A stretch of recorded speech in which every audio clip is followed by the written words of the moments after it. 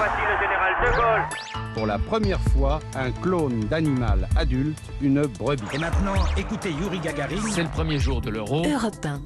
Il est 7h24, c'est l'heure du Jour sur Europe 1, votre plongée quotidienne dans la boîte à souvenirs. Bonjour Laure d'Autriche. Bonjour Dimitri, bonjour à tous. Allez, vous nous ramenez en ce mois d'avril 1960, le 5 comme aujourd'hui. Le mythique film Ben-Hur, signé William Wyler, remporte 11 Oscars à Hollywood. Ben-Hur, chef-d'œuvre et immense succès populaire. Oui, le public se passionne pour ce péplum gigantesque qui montre parfois jusqu'à 1500 figurants sur un même plan. Le film mêle à la fois des scènes religieuses avec Ben-Hur qui croise le chemin de Jésus et des courses de chars, des combats entre des galères romaines. Écoutez-moi à présent, vous êtes tous des condamnés. Nous vous maintenons en vie dans l'intérêt de ce navire.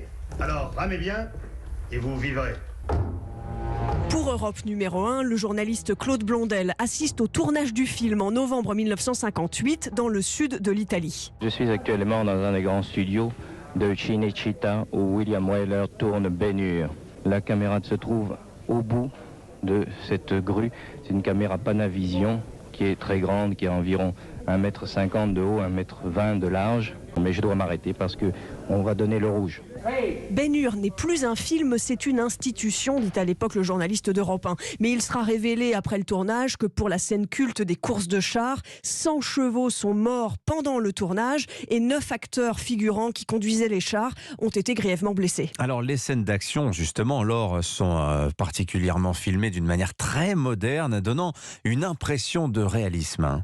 Oui, des caméras automatiques sont placées près des chevaux et en bas des chars, ce qui donne l'impression de vivre les courses. Le réalisateur William Wyler, américain d'origine suisse, répond le 7 novembre 1958 en français aux questions d'Europe numéro 1. J'ai accepté de faire ce film. C'est pas parce que c'est un spectacle, mais malgré le fait que c'est un spectacle. C'est l'histoire et les caractères qui m'intéressent surtout, non le spectacle. Quoique j'ai trouvé depuis que le spectacle en lui-même peut être très intéressant aussi, et puis j'espère qu'on a réussi.